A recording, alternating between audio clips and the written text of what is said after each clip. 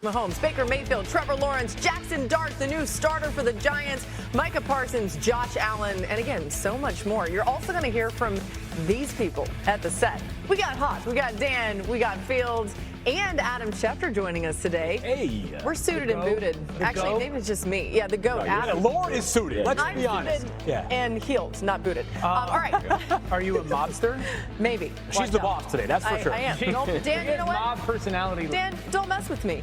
Watch out. All right, let's dive into some top stories. Shefty starting with the latest on Jaden Daniels. Go ahead, Adam.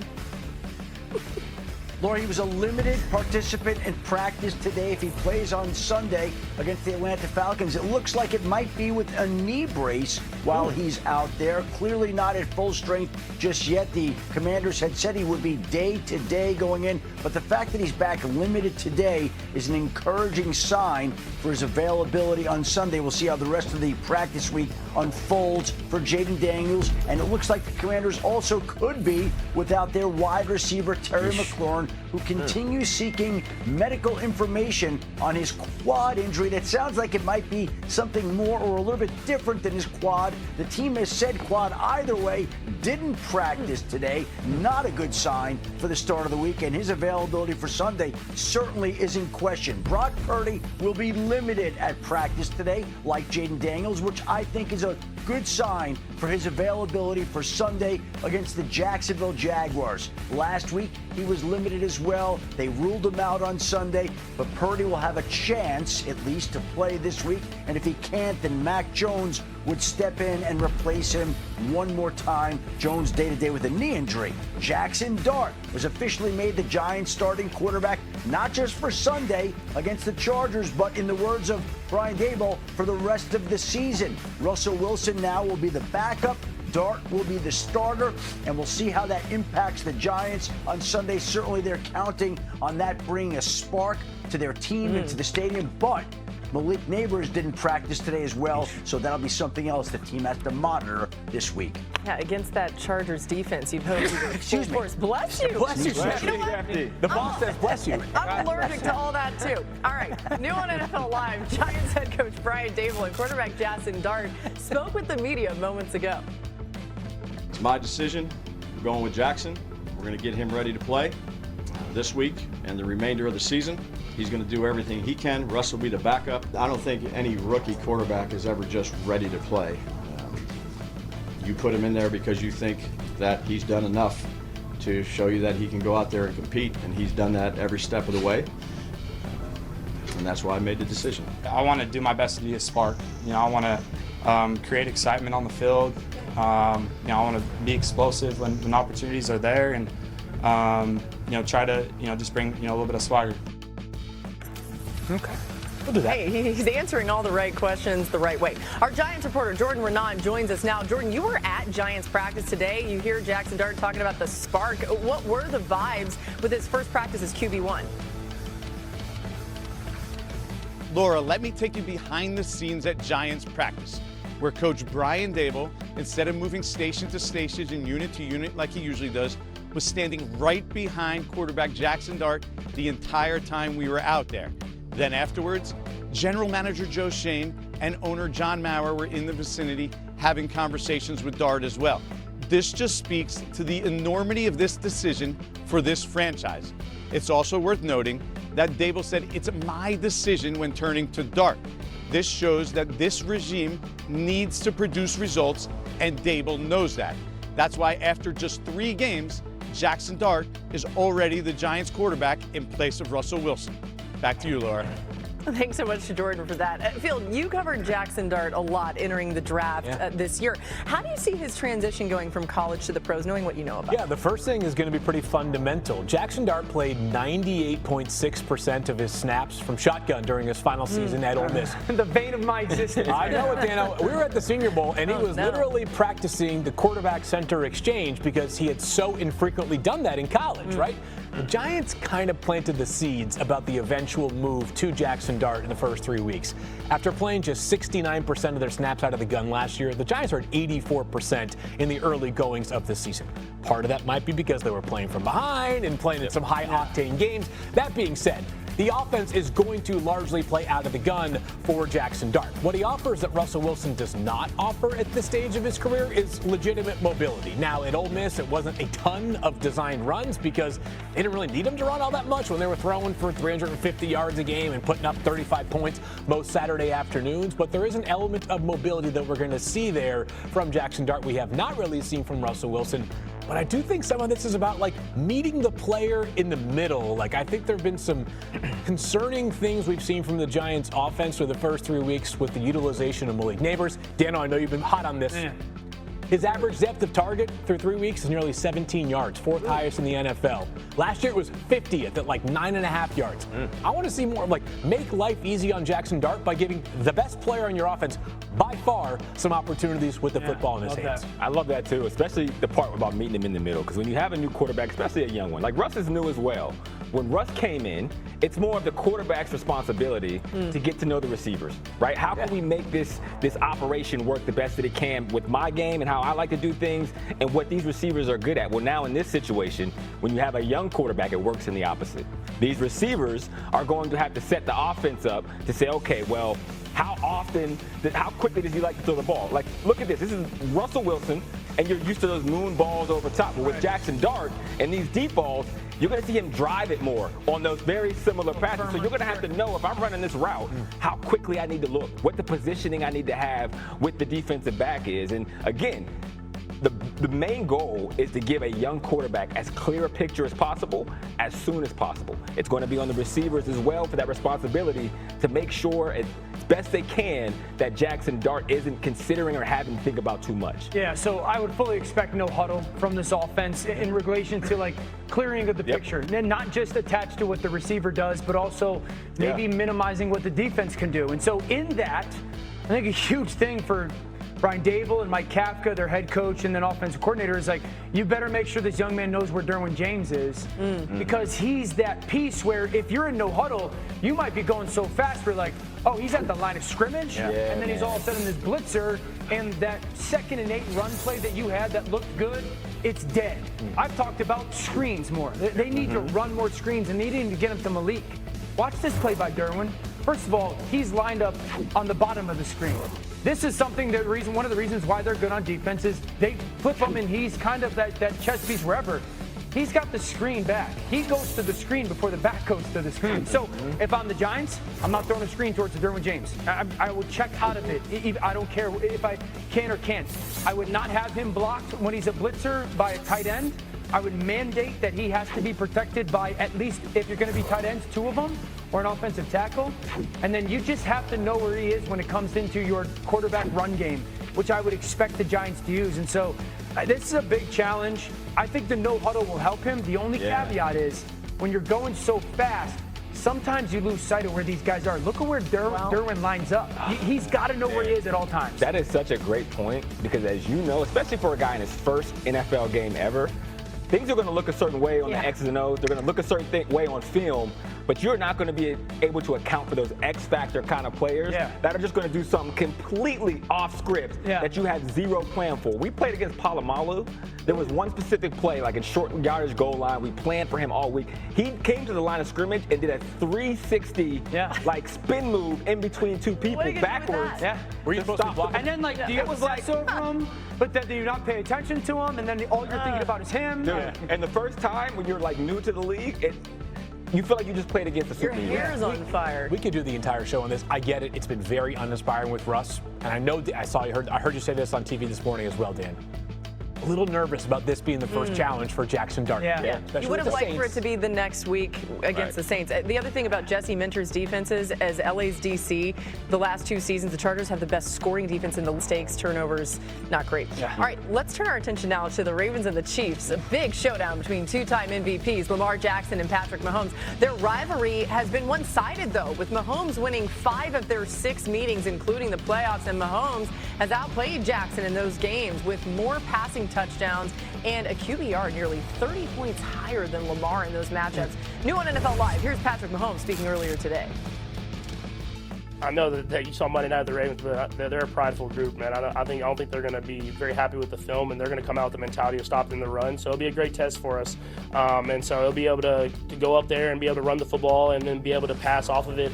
Will be important to us, stay balanced, and go up against a team that's going to be as hungry as we are. So it'll be a great football game this weekend.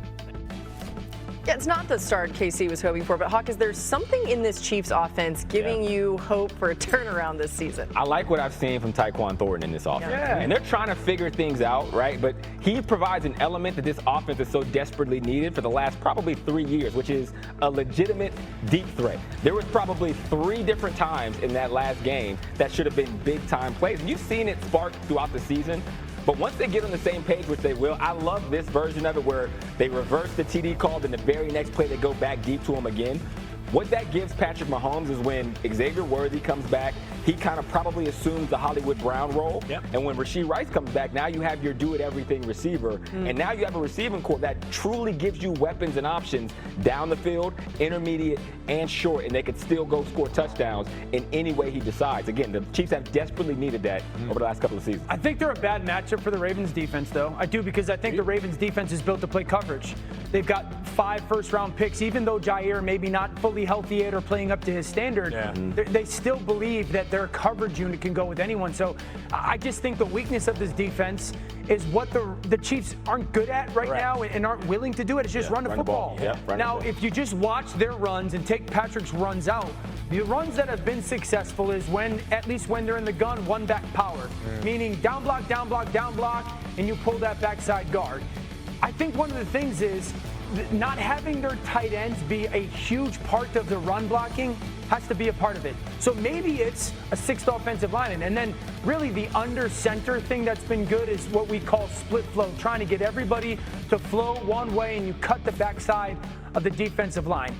Them to win this game, I really think they're going to have to commit to and do well running the football in between the tackles. Those 2 runs would be the way that I would do it. And again, I would implore them.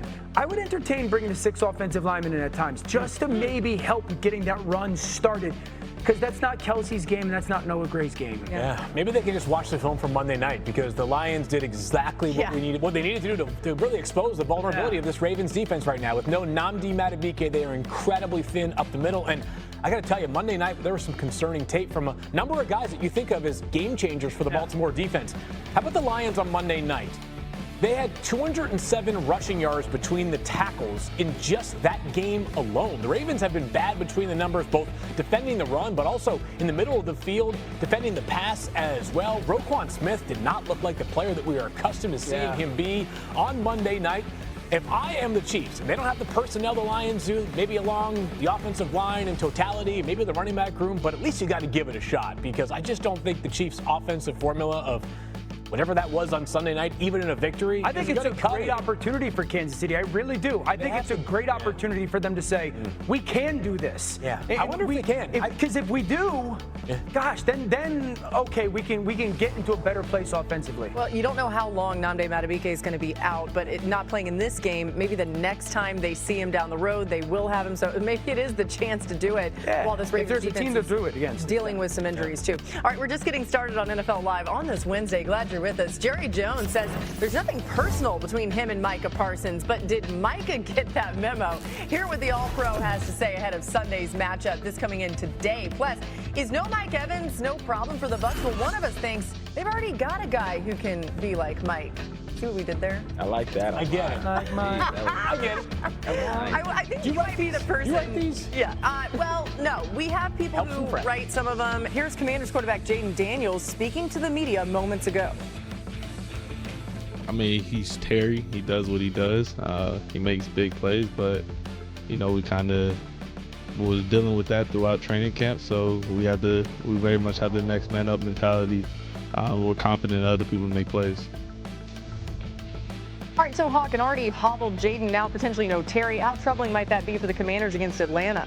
It's going to be very troubling, but specifically for Cliff Kingsbury, who is putting together a hell of a campaign for it to be the first call made to anybody who had the head coaching vacancy, because he was able to put up 41 points without Jaden Daniels. Now you take away Terry McLaurin. If he can still show that this offense is as good as it's been, everybody should be on his phone. Oh, I love it. All right, the sound keeps rolling in on this Wednesday. Here's Jags quarterback Trevor Lawrence addressing the media this afternoon. You're not always going to play your best as an offense, but it's how do you respond and find a way this week against another good opponent to go out there and play better offensively and just be more consistent, better on third down. Obviously the penalties, throwing, catching, passing game, we gotta clean up, we gotta be sharper. I didn't make the corrections in the running game and move on, but I think that's the key, is just getting better every week. Then the Jags squeezed out a win this weekend against Houston, but the offense still looks shaky. What's going on in Jacksonville? Well, they got to catch the football. They lead the NFL in drops right now. Unacceptable with a unit like that. Trevor's talking about throwing, catching. That's a big problem right now, and these aren't difficult catches that should be getting made. I think the second thing, and you heard Trevor talk about it, is cleaning it up. There's got to be more details in their pass game. I saw one thing, you saw another thing. I converted this route versus coverage. You didn't. I threw this route and you ran this route. So it's got to get better in the details. But their starting point, they got to catch the football better down in Jacksonville for their quarterback. All right, Rookie Watch, well underway now, 3 weeks through in the season. Field, who caught your eye this weekend specifically? Yeah, 3 guys that weren't playing like rookies, at least this past weekend, Laura. Let's start in Cleveland, who got a gigantic upset win over the Green Bay Packers. One of the reasons why is their second-round pick, one of them, Carson Schwarzenegger, was flying around. He had 10 total tackles. He had a sack. We actually gave him 9 tackles, 7 solos. This guy has incredible range. We really saw it on display. Look at the speed right there to close and totally annihilate Jordan Love, making plays at the goal line here as well. The Browns rookie class showing some very strong early returns. The Jets are getting some excellent production out of their top pick. Armand Membu, a guy who just completely rose during the pre-draft process. The guy was incredible during his final season in Missouri. And right now, he's got a 95.8% pass block win rate. Not just the best on the Jets, but the 8th best in all of the NFL. Certainly not a player. It looks like he is facing off against NFL competition every week. He looks like he's back at the SEC at Mizzou, where he was a dominant player as well. And I have bad news for the rest of the NFL. I fear that Lions GM Brad Holmes has done it once again. Tate Ratledge, second-round pick out of Georgia, definitely has the best mullet in the entire NFL. This guy was carving up Ravens defensive linemen on Monday night, just creating room for David Montgomery and Jahmyr Gibbs. We talked earlier in the show about that huge rushing performance. Ratledge was such a good athlete in college, so tough, so reliable. One of those players who probably got a bit overthought during the process, ready-made to be a starter. He has already become one, and a very important one for that Lions offense. It was fun, Phil, being on the sideline watching him and watching him in the mullet, because they had that really long drive over 9 minutes, 98.5 yards. He came off the field and he was like shaking sweat out of his mullet. He was talking about how he needed oxygen, and he was like, that's one of the longest drives I've ever had in my life. But he loved it. He was embracing all of it. He's incredible. He feels tailor-made for exactly what the Detroit Lions do. All right, so we had a little fun here. Who wore it best when it comes to mullets? I'm going to actually just vote Tate Ratledge right now, because we all look like I think that might have been me like 2 weeks ago, by the way. The superimposed, or is this just the old haircut I had? Same, which I'm not sure what that says about me. That says I already have a mullet. Field by far looks the best. Thank you. You think Field looks the best? By far. No, I think I do. You don't want to grow a mullet? Hawk, that's a Blonde mullet. blonde on you. Yeah, why is it blonde? Why I gotta go blonde? You know what I got to say? Hawk somehow still looks handsome. I know, Hawk. Dang it, man. Really annoying. There's always conversations and opinions about who's the best receiver in football, right? It's Justin Jefferson, it's Jamar Chase, Andrew Hawkins. Andrew Hawkins, no question. But there's guys that you can sit there and go, he's the physically most dominant receiver in the NFL. Yeah. And that's a smaller group. Yeah. A.J. Brown from the Eagles is one of those guys that's at the very top of the list of most physically dominant. He was one of the main reasons why they make that massive comeback. Absolutely. And there's so much talk about the impact he can have on the game, and he finally did it in week 3. So we're going to jump in the film room for our improve it, remove it, lube it. One to get better at, one to get out of your game, and the last one that we hang in the museum because it's a work of art. Here you're going to see A.J. Brown on the outside. Now, he's not going to be the target here, but here's what you want to remove is that you understand there's an out route from the slot. You got an outside release on this defensive back, because with eyes inside, it's a potential for a blow-up. So that's one that we're going to get better at. Here's one that we're going to completely remove. A.J. Brown's going to motion out, He's going to motion back into the slot, and now he's going to have a very similar out route that we just saw Devontae Smith run. But at this time, you see him stop out of the break. But you got to understand, because you're so physically gifted, like you talked about, Dan, you are always live. That if Jalen gets into trouble, he still may come to you. You got to continue on that route because that was almost a big-time interception. And lastly, all right, let's go to the Louvre. I think this is the play of the game. AJ's up top. Yes. I think this is like 2nd and 18. They don't have anything going on offensively in the second half, and he's got the slug. I want everyone to see it just so they get one picture at it, and then we're going to walk it back to tell us and teach us why. This is a Louvre. Also, great throw by Jalen Hurts. Okay, what do we got? All right, so it's a dime, as you said. This is a sluggo here, and this is the improve-it route that we had for George Pickens a week ago. Correct. So what you're going to do here is a double move. You're going to sell the slant. And how do you sell the slant? You have to give everything that you have to convince that defensive back, I'm running a slant route. So I'm coming off the ball as hard as I can, 1, 2, 3, and on my third step, I'm going to plant as hard as I can to sell it. But more importantly, I'm going to bring my head and eyes. Now, what do you mean by bring your head and eyes? That DB is looking for indicators that this is a short route. And if you don't look to that route as if you're going back to the quarterback, he's not going to buy it. AJ does an incredible job. So you mean to tell me he goes 1, 2, 3, quarterbacks over my left shoulder, the camera at home, and he runs it like this? I'm never buying it. You're not because buying nothing about your demeanor actually proves that it's the first 1, 2, 3, route. you want my eyes to go back to the quarterback that sells that ball is expecting to get thrown. As soon as I see you look, I'm looking. Okay. And that's what the DB does. You see, immediately he jumps to the slant, and A.J. Brown does a great job of when he feels the DB jump at it, he has a perfect exit strategy to get wide enough, slap hands down, but this is the best part. Yeah. He digs out of the break. So often, young receivers in the league and in football in general, they'll run that double move, and as soon as they do the first move, they're looking back, which makes you slower, which breaks the timing, and also makes it a smaller window for the quarterback. To your point, this is a perfect ball, but it's perfect because A.J. Brown understands that out of this first break, he has to dig to create the separation down the field. Okay, so I love the point, dig out of the break. The question I have is, when does he know to get his eyes back? Since he's head down right now, trying to vertically get down the field, when does he know to peak?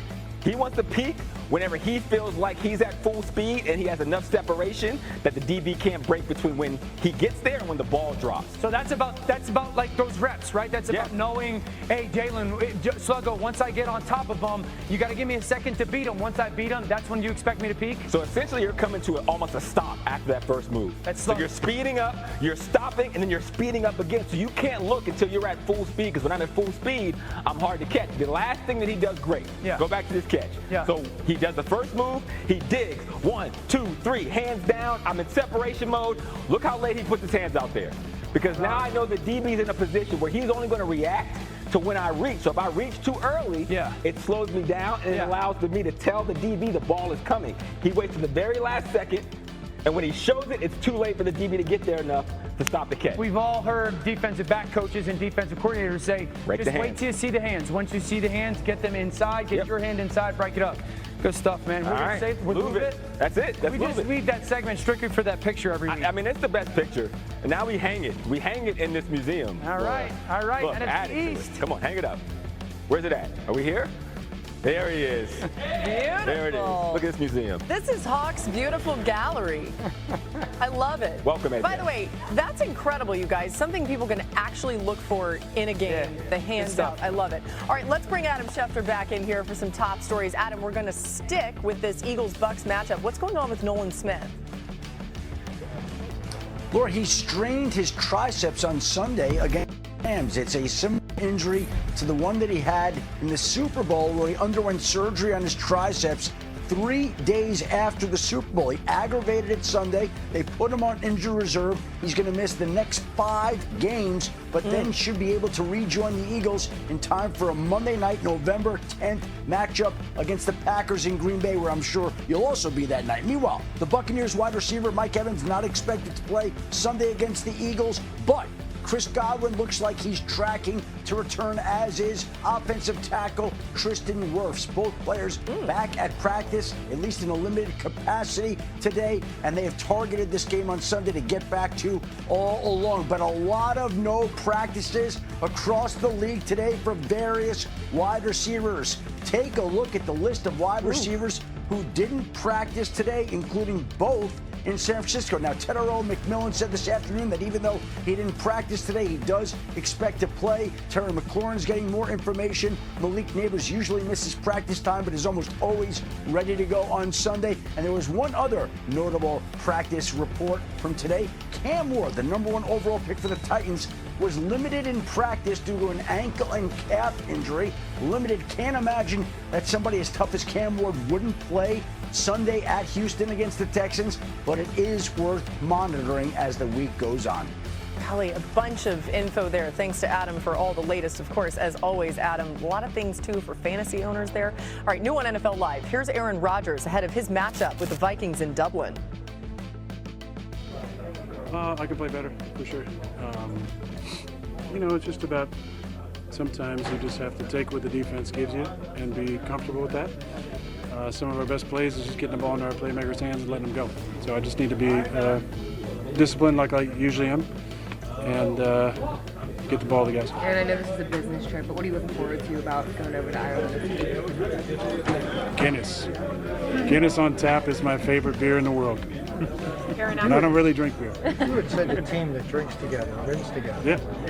Have you tried to incorporate that more? I'm not going to tell you that. I'm not sure how to take that. I also like how he's like, that's my favorite beer, but I don't really drink beer. Either way, Field, what are your expectations for the Steelers offense as they take? Off the play fake, here's Mahomes. That's over the middle and intercepted. That's the linebacker, Fred Warner.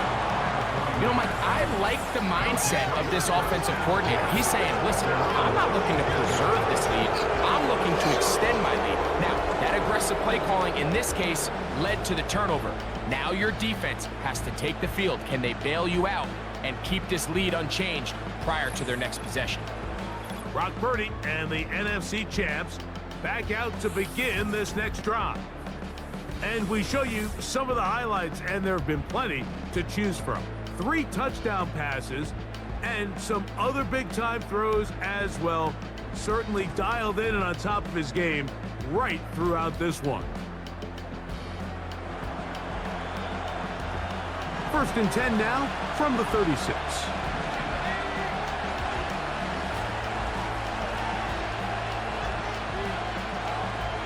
They'll motion the tight end, Thomas.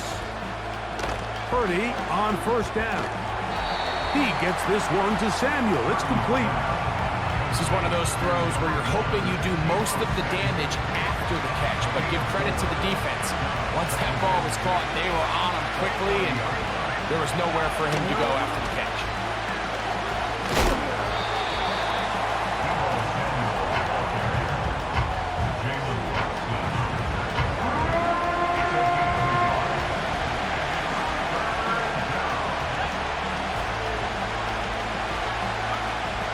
Down. Purdy. He'll be forced to just throw that one away. It's incomplete. For the most part, he's been very accurate with the ball. He's completing over 60% of his passes, but because they haven't been able to get any big explosive plays, continue to push the ball downfield, hasn't really translated on the scoreboard just yet.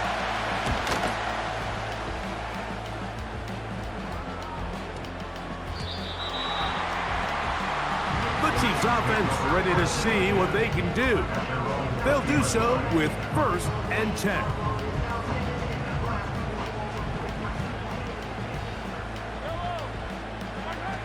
Throwing from the gun. Here's Patrick. A whole lot of chances on that one. It was bouncing around, but it falls incomplete. Sky Moore, the intended receiver, and it'll lead to a 2nd down. They'll run it straight ahead with Pacheco. And he's taken down, but not until he gets to the 32-yard line. A pickup of 12 yards. 1st down, KC. So as we take a look at the box score, Mike, you realize here, they got the lead. We're in the 2nd half, but they don't have a lot of rush yards. It's because they